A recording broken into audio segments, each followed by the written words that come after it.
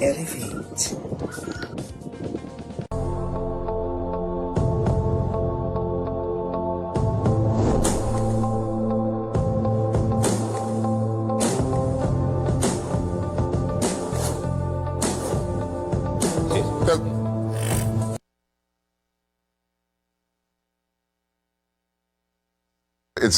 It's a technical issue, right?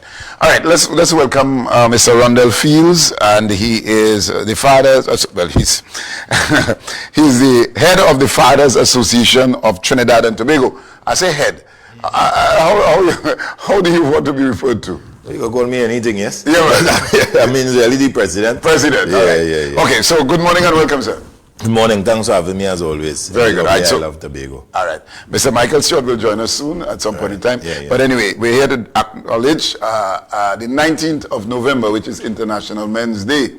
Tell us about, well, just give us an overview as to the challenges men endure. One of the things I met Mr. Stewart while walking, and I have a problem with that. We are losing our men, one, to violence, two, to drug abuse. The excessive use of marijuana, smoking, and the dangers of that. Just give me an overview as to your perspective on these two elements that are destroying. Here the things that you identified. You identified violence, you identified drug abuse, you identified these things, and it speaks to a depressed man. It speaks to a man that possibly sees no way out. It speaks to a man that possibly internally is burning inside and doesn't know how to get what is inside outside. I mean, it sounds like the rhetoric where every time you hear Fields talk, or you hear some other inspiring male talk, but it's the reality on the ground.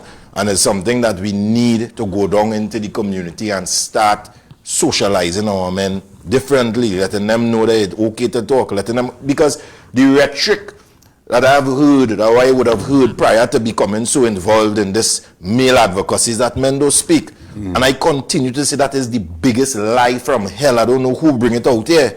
Because men will speak where they believe they will be heard, where they believe people will take their concerns seriously, where they believe people will bring solution, where they think people will actually empathize with them, will embrace them, will empower them, and will elevate them. And you will see why I use those three words later when Michael gets here. Because that is the thing. Men don't matter in our society anymore. There's been what it seems to me a purposeful attempt to emasculate men, to keep men back, to keep boys back, because for some weird reason we think that if we advance possibly from the childhood days, boys and girls together, girls will lose out. And we're seeing boys and girls being advanced together in the education system in many other stratospheres of our society, and women are doing just as well and even excelling and doing better than men in some regard. All right, I want to separate, I will get to that, but I point directly to the violence. Obviously, the murders, Mr. Rondell Fields.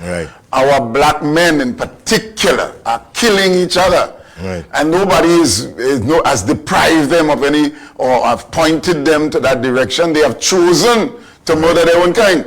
What say you as a leader that can maybe speak to these men to put down the gun and stop killing each other? There's a serious crisis we have here, Mr. Fields. Correct. And I mean, we spoke to that, and we say the black men, and people often think it's just every black man in every society.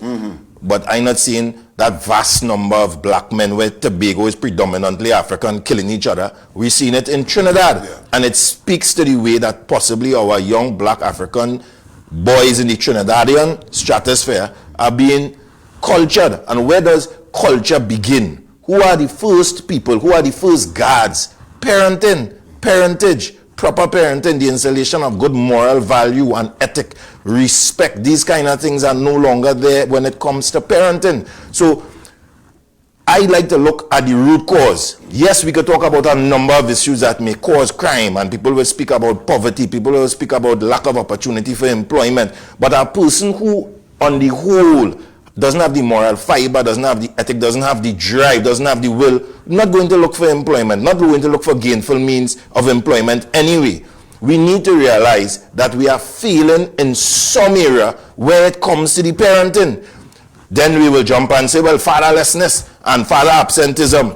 And I think that is an excuse and a cop-out. There are many single mothers who may not have been able to strategically raise a boy into a man because they didn't have certain experiences that men had, but they have the capability to instill good moral value in them and raise them into good upstanding citizens that contribute positively to our society. And what about the labeling of a man or a boy when they fall short of what is expected of them as a man in the societal norms nowadays? And how impactful is that on the young man growing up to eventually become a man when he feels like he's emasculated? It's good. That's it. It's damaging. When you think you've missed the mark, or you think that from the time you're born in a single mother home, you're already a statistic, or you think something, your trajectory is to one of failure and negativity, we're pushing them socially into one direction. And that is what that's where a lot of the issues stem from. We're not looking at encouraging single mothers. Fine, you're a single mother, look for male mentorship. We're not doing what we need to address a lot of the problems. We are more making excuses. We make a number of excuses. As I said, father absenteeism as a single parent, a number of excuses that I am telling you, persons who are in similar, the area I come from is a bad area. There are persons who have lived in the very same circumstances, who have seen the issues, understood the environment, understood their marital status, understood the way that they need to parent to get their young boys particularly to behave or become good, upstanding citizens. And we need the stories of some of those single mothers. We need the strategies, not just the stories, because within the story you will find a strategy. Did she get them in a scouts club? Did she get them in a football group? Was there a young man in the area that come and mentor him? Was she resourceful enough to say, I understand that as a woman, I need assistance to deal with my son because there are certain things I wouldn't understand. But we have a level of, as I said, we make excuses. We love to say, I make the child, but I didn't make the child mine. And to me, I continue to say that is the most foolish saying there is. Yeah. As a parent, you have a duty. You are duty bound. Yeah. You are duty bound to raise your child in a respectable way, whether it be boy or girl. You are responsible for the things you expose the child to and the things you fail to expose them to. The way you conduct yourself as a parent as well will also instruct that child how they are to become, what type of adult they will become as well. Is the average man on the street duty bound to take up the role of mentoring a young man who you probably see in the area that needs that kind of assistance in terms of guidance, in terms of mentorship and stuff? Because you mentioned parents and being duty bound, but even the average Joe may not necessarily be biologically aligned with that individual, but do you think that we now as a society need to pick up that slack in mentorship? We need to go back where we came from, where our community raised our child. We have gone away from that, and for some reason we have now adopted a westernized culture where everybody on their own and I could do it by myself and either independent this and as I independent that. When none of us could live in any form of independence. We need to live together. We need that, what our older African ancestors said, that agape love, that community love, where the neighbor down the road could come and discipline you and say, hey, what you and that girl holding on for all as adults? We can't do that again. You tell a child that now they might cuss you. We see children beaten. I think they said the daughter of the past, A.N.R. Robinson, is the principal in one of the Tranquility or something, and went apart a fight and the children trampled on her too. So we are raising our children and missing the mark to teach them to have respect for everything. Respect for life. That is why we killing, as I said many times, respect for other person's property. That is why we have so many home inversions. And respect for authority. So the teachers feeling it, the police feeling it, the elders feeling it, because we are raising a generation of children that missing moral value. All right, let's go back to culture. And I could circle a couple communities in the society that may be a little controversial, but I'm deliberately doing this. In the East Indian community, and I would say the Hindu community, you don't have a problem with discipline. Because they are within the confines of that practice or that religion or that culture. Right. The same in the Muslim community. In the Muslim schools, you don't have these fights, you don't have the disrespect. because they are within the boundaries or the confines of that religion. I could go to some religious schools, the Seventh-day Adventists, the SDA. You don't have that type of fight because it's within the confines. You have the fight and the disrespect in the public, or quote-unquote what the USA and the developed world would call public schools, because you can't tell the teacher that you have to have prayers on the morning. Because so the point I'm getting at, Mr. Fields, and this is our problem. The problem is that there's no culture to guide us. You spoke about our ancestors. We were raised in a religious settings in our era, in my time. Our schools were church schools, the Methodist school, and we had every Wednesday you had prayers and you had Bible study and all of that. I'm asking it. Yeah. Can we go back? How do we save the next generation if that is missing? And this is a practice in every public school, that there's a fight and there's a way to disrespect the teacher, and then the parent get up and say, "My child is a good child." How do we pull it back, Mr. Fields? That is it, and you see the things that you alluded to. It's so sad that our world has become so modern, because we cannot deny that spiritual value cultures good moral ethic and fosters a healthy conscience in a human being. And having a healthy conscience is very relevant and important in the way you conduct yourself, the way you behave as a human being. Your conscience does bother you. My conscience does bother me, boy. My conscience. You may think that inherently we have all adopted that naturally, but that isn't so.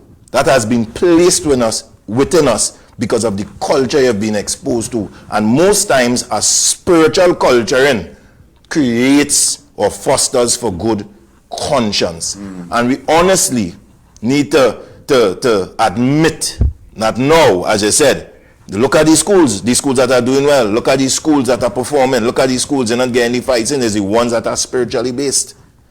It is the truth of it. The ones that are state or public schools, because there's no direction and the state is in control, the inculcation of these moral values have no significance to such an institution. And what do we need to do to intercept? We recognize it, eh? Right. You recognize it, I recognize it. Right. So what do we need to do? How do we institute what is required for it to run smoothly? Something is missing, Mr. Cox.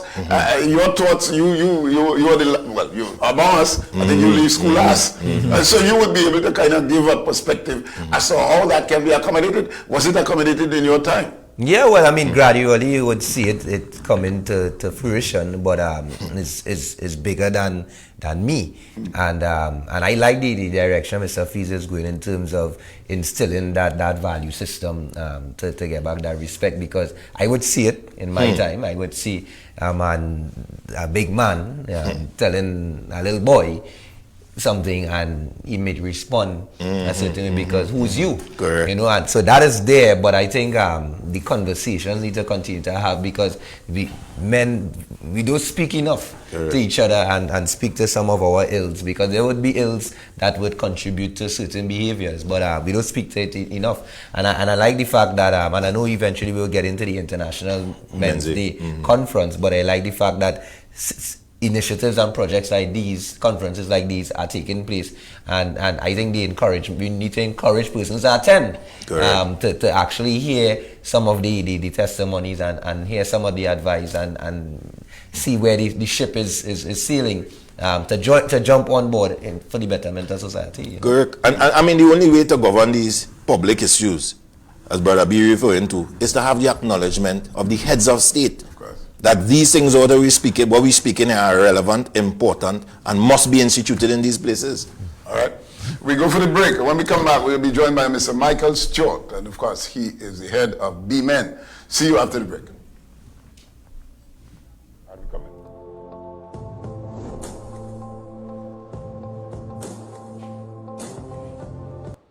All right, welcome back, and let's welcome our guest. Well, let's welcome Mr. Michael Stewart to the set, and of course we are speaking with Mr. Rondell Fields. He is the president of the Fathers Association of Trinidad and Tobago, and Mr. Michael Stewart, president of B-Men, founder of B-Men, and of course we're here to talk about the international conference on International Men's Day on the 19th of November. Mr. Stewart, morning and welcome. Good morning, Brother B. Very good. But before you came in, and I met you and I could tell you what we had the conversation about, is there's a crisis that are facing our men. Yes. And I'm asking, can you include in your conference a discussion about drug abuse, particularly marijuana?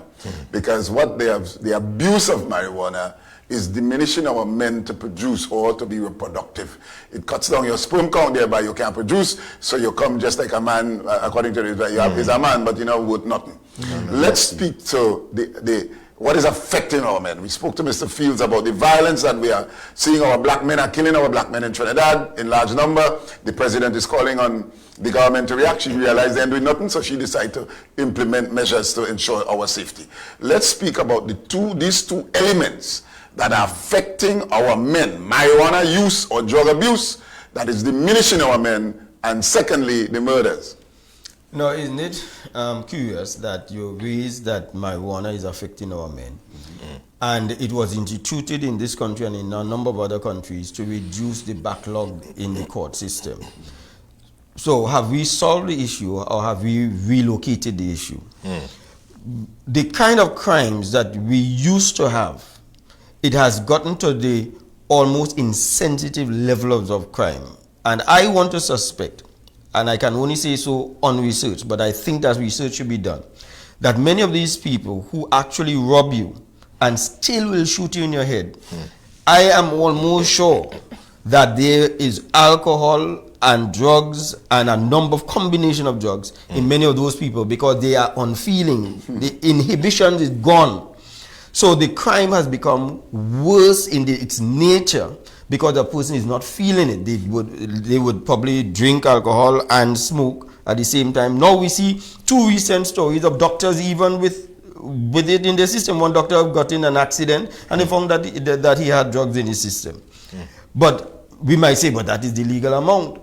But do you want somebody to operate on you who has drugs in their system? Do you want a pilot to say that this is legal, so therefore I can afford to be able to take that? And he makes a wrong coordination. My God. Yes, that? So it is really something that, you know, sometimes we make decisions not for the benefit of the society, but for political expedience. My God. Yeah, and I'm saying it plain. I'm not knocking a government. I'm knocking governments throughout the entire world, where we do not make it in the interest of the betterment of the country and suffer the consequences of making that. Right. In your conference that you're going to have for International Men's Day, when is this conference started? This is November 16th and runs until the 20th.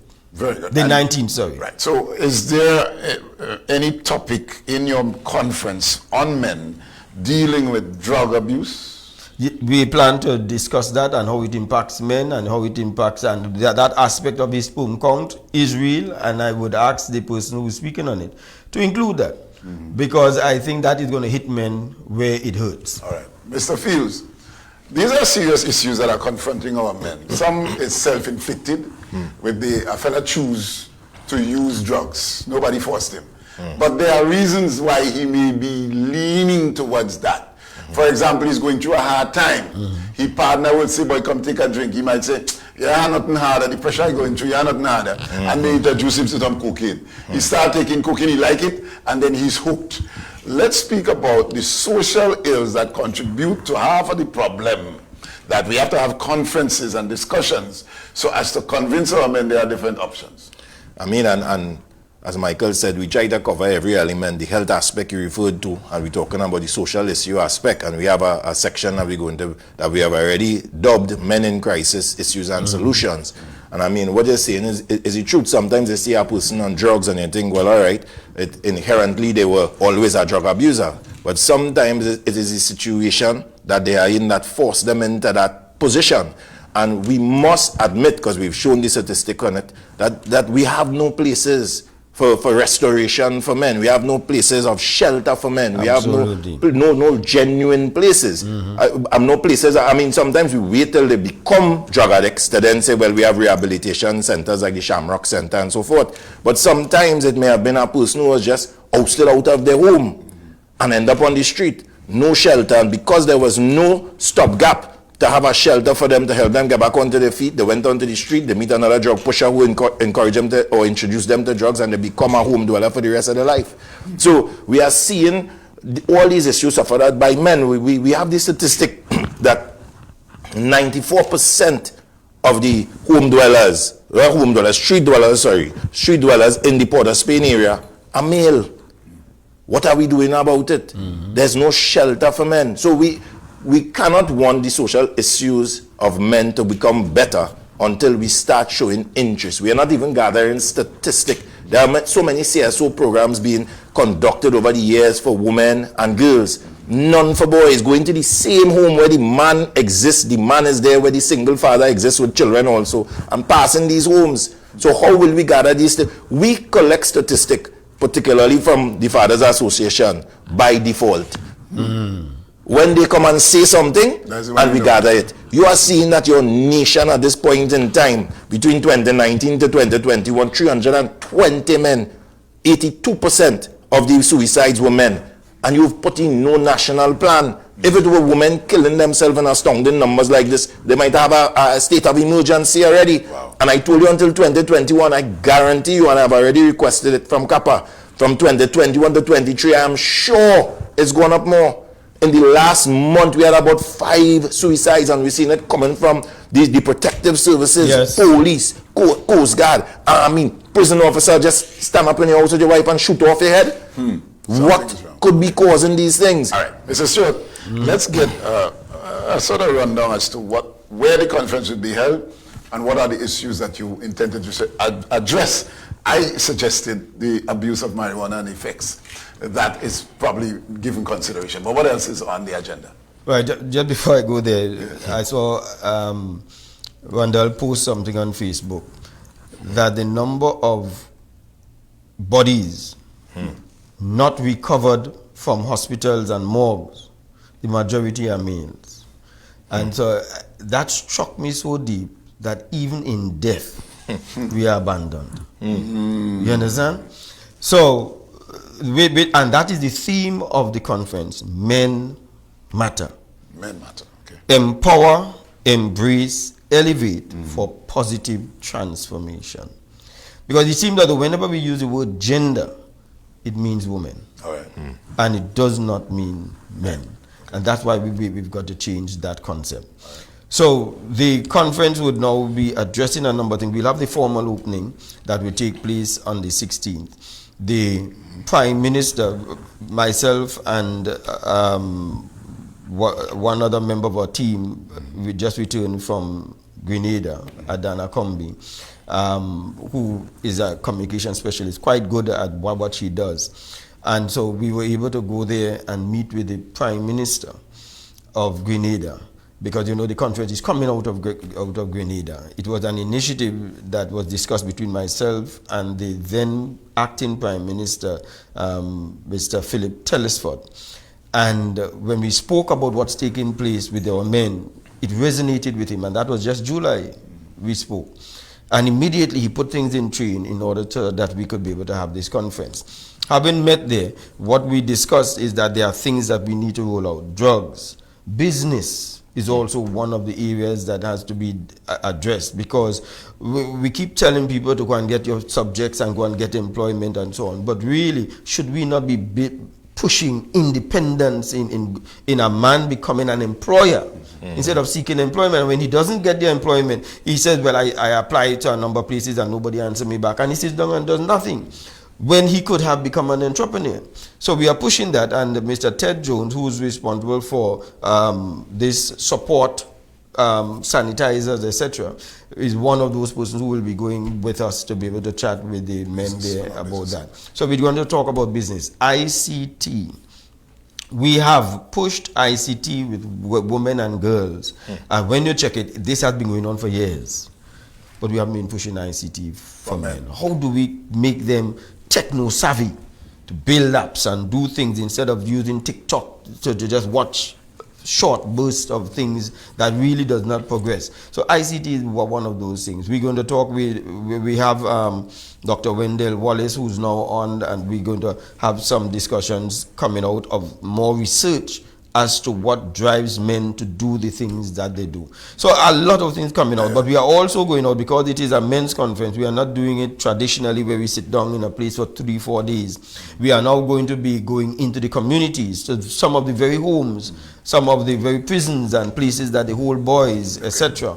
And we are going to meet there. There's going to be a motorcade around the island, the entire circumference of the island. That's going to be awesome to bring awareness also. Mr. Stewart, there are two major elements that you did not speak to. Talk to me. Men's health and fatherhood.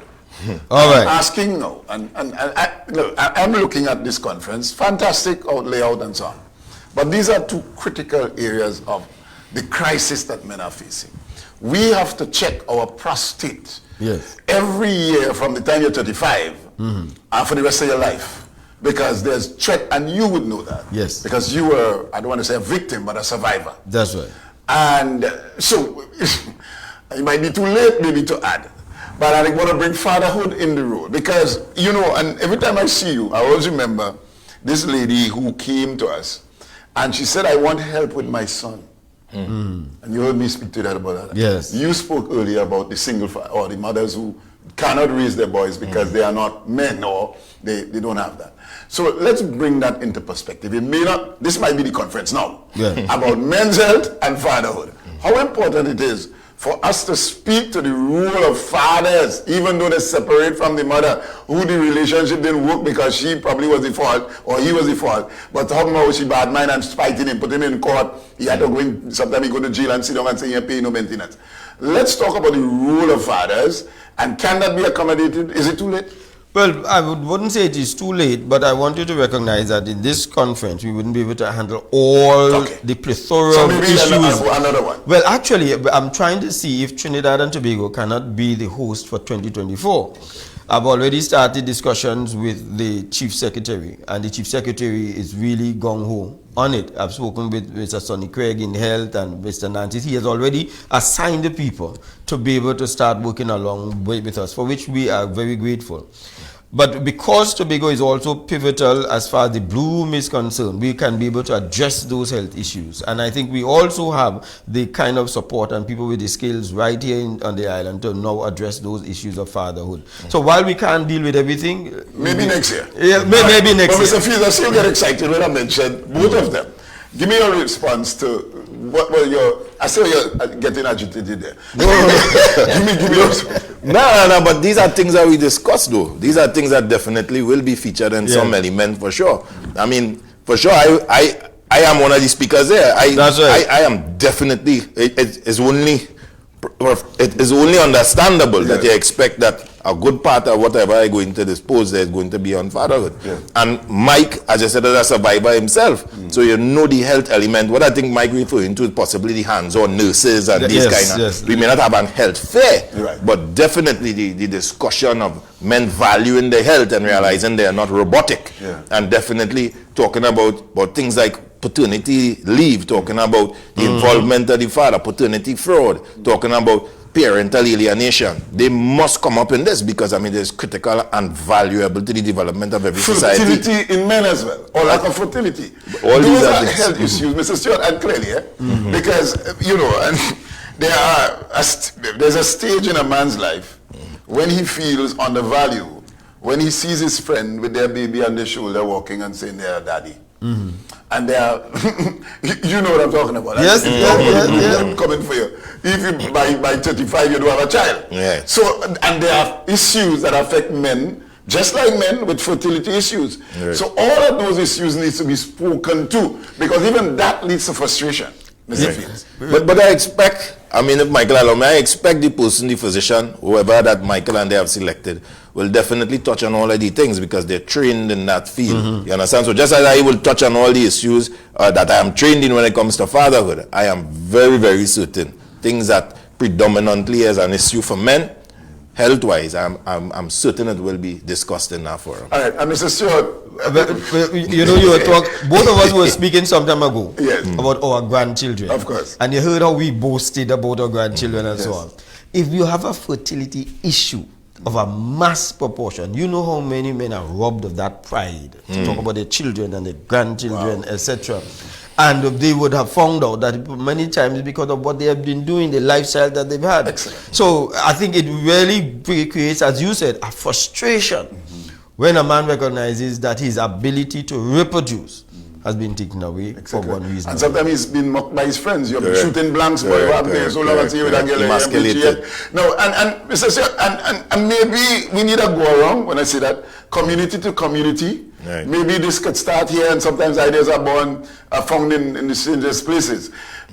Do we need that, Mr. Fields, to go around to communities, to have these types of real conversations, so as to meet our men where they are? Because let's say they would not come to a conference. They would not, as you mentioned about technology savvy, let's say it's streaming live. A fella don't know how to go on your phone to find out and so on. But you find him on the block where he is. Right. And you have the real conversation. Go along with your team. Just like you had, I think it was Shamba Kaju had, what do you call it? Empower TT. So maybe we could call it something else. But is it necessary to do that, Mr. Short? Well, we are doing that because remember we said we're going around the island. There are stops along the places, at the very places, that the bars and the places where people will not come into the conference. Right. This is why we are not having it resident in the Radisson where it is. The official party going to take place here, one or two things going to take place here.